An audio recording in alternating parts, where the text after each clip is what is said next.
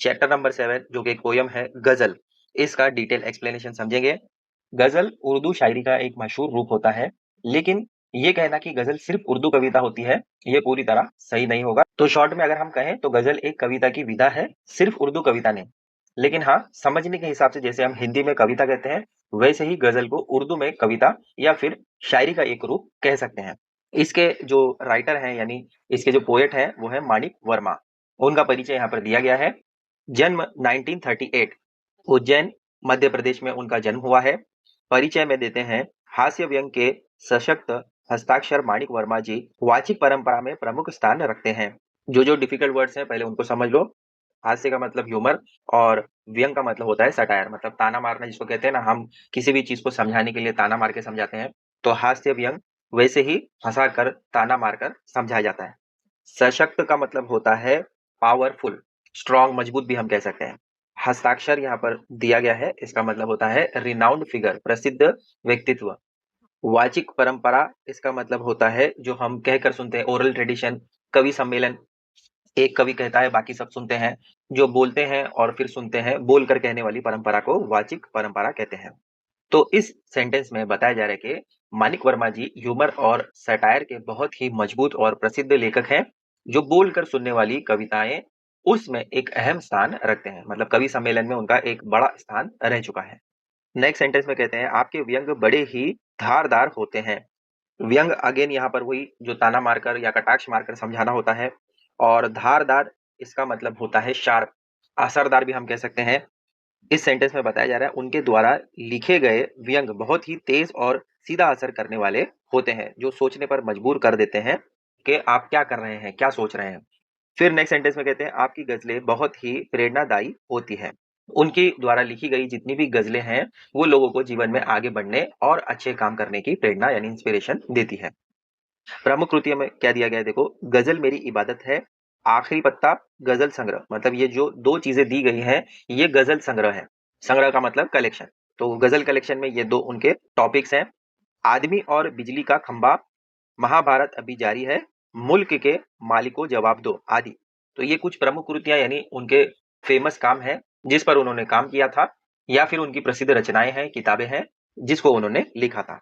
पद्य संबंधी यहाँ पर दिया गया है, प्रस्तुत गजल के अधिकांश शेरों में वर्मा जी ने हम सबको जीवन में निरंतर अच्छे कर्म करते हुए आगे बढ़ने के लिए प्रेरित किया है। पद्य संबंधी यानी जो पोइट्री आपको दी गई है या फिर वर्स जो दिया गया है उससे रिलेटेड यहाँ पर कुछ चीजें बता रहे हैं। प्रस्तुत गजल में मतलब ये जो आपको गजल दी गई है, इसके ज्यादातर, अधिकांश का मतलब होता है मोस्ट ऑफ, मेजोरिटी, ज्यादातर जो शेर हैं उसमें वर्मा जी ने हमें ये समझाने की कोशिश की है कि बिना रुके हमेशा अच्छे काम करते रहना चाहिए और जीवन में आगे बढ़ने की कोशिश करनी चाहिए। उसी को हमें यहाँ पर समझाया है। गजलकार ने संदेश देते हुए कहा है कि अपने रूप रंग से सुंदर दिखने के बजाय अपने कर्मों से सुंदर दिखना आवश्यक है। तो लोग क्या करते हैं कि आजकल आउटर लुक को ज्यादा फोकस करते हैं, खूबसूरत दिखने की कोशिश करते हैं, हेयर स्टाइल ऐसा होना चाहिए, फेस ऐसा होना चाहिए, कट ऐसा होना चाहिए, है ना। तो ये सब आउटर लुक है। तो कवि कहते हैं कि आउटर लुक पर हमें ज्यादा ध्यान नहीं देना चाहिए, शक्ल सूरत पर, उस पर हमें ज्यादा फोकस ना करते हुए हमें अपने काम पर ज्यादा फोकस करना चाहिए, हमारे काम सुंदर दिखे, ऐसी कोशिश होनी चाहिए। ठीक है, आइए स्टार्ट करते हैं। आपसे किसने कहा स्वर्णिम शिखर बनकर दिखो, शौक दिखने का है तो फिर नींव के अंदर दिखो। डिफिकल्ट वर्ड समझ लो। स्वर्णिम दिया गया है, उसका मतलब होता है सोने जैसा चमकीला, गोल्डन जिसको हम कहते हैं। शिखर का मतलब तो आप सबको पता ही होगा, जो पीक होता है, टॉप होता है, चोटी या फिर ऊंचाई। कवि यहाँ पर हम सबसे पूछते हैं, आपसे किसने कहा आपको मशहूर होना या फिर सबकी नजरों में चमकीला दिखना, हमेशा ऊंचा उड़ना, क्यों ऐसा आपको लगता है कि मुझे सबसे अच्छा दिखना है, सबसे ऊंचा दिखना है और गोल्डन जैसा मुझे चमकना है, ऐसा आपको क्यों फील होता है, ये पहली लाइन में पूछते हैं। फिर वो कहते हैं, शौक दिखने का है तो, अगर आपको दिखना ही है, शौक है आपको कि मैं किसी के नजर में आऊं, तो आपको क्या करना चाहिए, फिर नींव के अंदर दिखो। मतलब आपको फाउंडेशन जो होता है, जैसे आपने देखा होगा कि बिल्डिंग वगैरह बनती है तो ये जमीन का स्तर होता है ना। तो यहाँ पर जब बिल्डिंग ऊपर बनती है, ये बिल्डिंग है आपने देखी होगी, इस तरीके से बनती है बिल्डिंग, तो नीचे यहाँ पर एक फाउंडेशन डाला जाता है, ठीक है, जो कि जमीन के नीचे होता है। तो ये जो बिल्डिंग ऊपर बनती है ये तो नजर आती है आपको, लेकिन नीचे का जो नींव होता है, जो फाउंडेशन होता है, वो नहीं दिखता है। तो यहाँ पर वो वही समझा रहे हैं कि अगर आपको दिखने का शौक ही है तो वो नींव जैसा बनकर दिखो, जो पूरी इमारत को संभालता है, जो जमीन के अंदर होता है, वो दिखता नहीं है लेकिन पूरी इमारत को संभालता है। जो छुप कर पूरी इमारत का बोझ उठाता है, वैसा आपको नींव बनना है, फाउंडेशन बनना है। फिर नेक्स्ट 2 लाइन में कहते हैं, चल पड़ी तो गर्द बनकर आसमानों पर लिखो, और अगर बैठो कहीं तो मील का पत्थर दिखो। गर्द यहाँ पर जो दिया गया इसका मतलब होता है धूल या फिर गुबार, डस्ट आप कह सकते हैं। आसमानों यानी स्काई। इस लाइन में वो कहते हैं, अगर आप अपने लक्ष्य की तरफ आगे बढ़ते हैं तो धूल की तरह पूरे आसमान पर छा जाओ, यानी अपना एक बड़ा नाम बनाओ। और फिर नेक्स्ट लाइन में कहते हैं, और अगर बैठो कहीं तो मील का पत्थर बनो। मील का पत्थर इसका मतलब होता है माइलस्टोन। तो वो दोनों तरीके से समझा रहे हैं, अगर आप अपने लक्ष्य की तरफ बढ़ रहे हैं तो इतना ऊपर उठो, इतना अच्छे तरीके से आगे बढ़ो कि आसमानों पर भी आपका नाम आ जाए। और अगर आप जमीन पर रहकर कुछ करना चाहते हैं, कहीं बैठकर ही कुछ करना चाहते हैं, तो जहां पर भी आप बैठ रहे हो वहां पर आपको मार्गदर्शन करने वाला पत्थर बनना है, माइलस्टोन बनना है। जो कोई भी आपसे पूछे आपको उसकी मदद करनी है, उसको भी आगे बढ़ाना है। आगे कहते हैं, सिर्फ देखने के लिए दिखना कोई दिखना नहीं, आदमी हो तुम अगर तो आदमी बनकर दिखो। तो इस लाइन में वो समझा रहे हैं, केवल बाहरी दिखावे के लिए सुंदर दिखना या मौजूद रहना कोई असल दिखना नहीं होता है। अगर तुम आदमी हो, यहाँ पर आदमी का मतलब इंसान है, ह्यूमन समझ लीजिए। तो अगर आप इंसान हो तो इंसान जैसे रहकर दिखाओ, इंसानियत दिखाओ, दया दिखाओ, अच्छे गुण होने चाहिए आपके अंदर, तभी आप सच्चे मनुष्य कहलाएंगे। मतलब आदमी हो, इंसान हो तो इंसान जैसे बनकर रहो। फिर नेक्स्ट कहते हैं, जिंदगी की शक्ल जिसमें टूट कर बिखरे नहीं, पत्थरों के शहर में वो आईना बनकर दिखो। इस लाइन में कहते हैं, जिंदगी में कितनी भी कठिनाइयां यानी मुश्किलें आ जाए, हमारी शिकायतें और हिम्मत टूट कर बिखरना नहीं चाहिए। फिर नेक्स्ट लाइन में कहते हैं, ये दुनिया पत्थर दिल लोगों से भरी हुई है, इस पत्थर दिल दुनिया में तुम ऐसे आईने की तरह बनो जो सच दिखाए और न टूटे। मतलब आपको अंदर से इतना मजबूत होना है कि यहाँ के जो कठोर लोग हैं, बेमुरवत लोग हैं, उनका आप पर कोई फर्क ना पड़े, आप टूटना नहीं चाहिए, अंदर से आपको मजबूत रहना है। फिर नेक्स्ट लाइन में कहते हैं, आपको महसूस होगी तब हर एक दिल की जलन, जब किसी धागे सा जलकर मोम के भीतर दिखो। ये बहुत ही इंपॉर्टेंट लाइन है। यहाँ पर कवि हमें समझा रहे हैं, आपको दूसरों के जो दुख है और पीड़ा है उसका एहसास तभी होगा जब आप उनके दुख को समझ पाएंगे।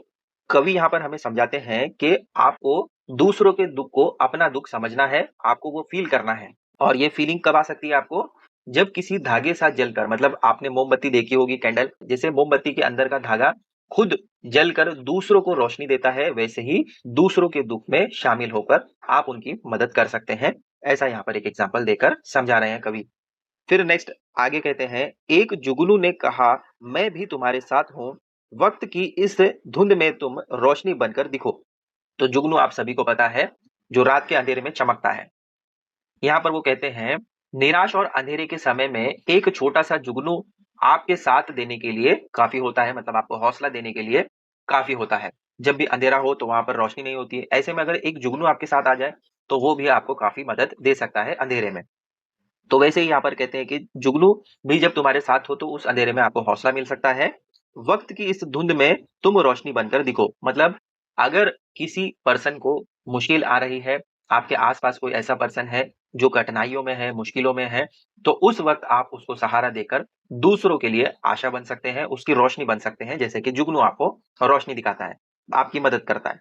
यहाँ पर रोशनी दिखाना सिर्फ लाइट से मतलब नहीं है, यहाँ पर परेशानियों को दूर करना भी हम उसको रोशनी कह सकते हैं। ठीक है? एक मर्यादा बनी है हम सभी के वास्ते, अगर तुम्हें बनना है मोती सीप के अंदर दिखो। इस लाइन में कहते हैं, हम सबके जीवन के लिए, समाज के लिए कुछ एक नियम होते हैं, सीमाएं होती है, लिमिटेशन होती है, जिसको हम फॉलो करते हैं। नेक्स्ट लाइन में वो कहते हैं, अगर तुम्हें कीमती मोती बनना है तो सीप के अंदर रहकर तपस्या करनी होगी, मतलब मर्यादा में रहना होगा। हम सब के लिए एक बाउंड्री होती है, उसको हमें फॉलो करना होता है। तो अगर आपको इस मोती जैसा बनना है तो इस बाउंड्री के अंदर ही मेहनत करनी है, तभी आप एक वैल्यूएबल मोती बन सकते हैं, मूल्यवान मोती सीप के अंदर बन सकते हैं। नेक्स्ट लाइन में कहते हैं, डर जाए फूल बनने से कोई नाजुक कली, तुम ना खिलते फूल पर तितली के टूटे पर दिखो। इस लाइन में वो समझा रहे हैं, जब कोई कोमल या फिर नाजुक व्यक्ति, जिसको हम कली कह सकते हैं, कोई व्यक्ति है उसको वो कली से कंपेयर कर रहे हैं, तो यहाँ पर वो कहते हैं कि कोई नाजुक व्यक्ति है, दुनिया के दुखों या फिर समस्याओं से डर कर आगे बढ़ने से झिझकता है, तो तुम उसकी सहायता और सुरक्षा के लिए आगे आओ और उसकी मदद करो ताकि वो आगे बढ़ सके। फिर नेक्स्ट लाइन में कहते हैं, कोई ऐसी शक्ल तो मुझको दिखे इस भीड़ में, मैं जिसे देखूं उसी में तुम मुझे अक्सर दिखो। कवि यहाँ पर अगेन हमसे क्वेश्चन पूछ रहे हैं। कवि की इच्छा है कि इस दुनिया की भीड़ में मुझे कोई एक ऐसी शक्ल तो दिखाओ, कोई ऐसा ईमानदार आदमी तो दिखाओ, ऐसा इंसान दिखाओ जो ईमानदार हो, जिसको देखने के बाद मुझे इंसान की इंसानियत दिखे, उसके अंदर ईश्वर का रूप दिखे, जिसे भी मैं देखूं उसी में मुझे तुम ही नजर आओ, मतलब हर चेहरे में अपनापन दिखे।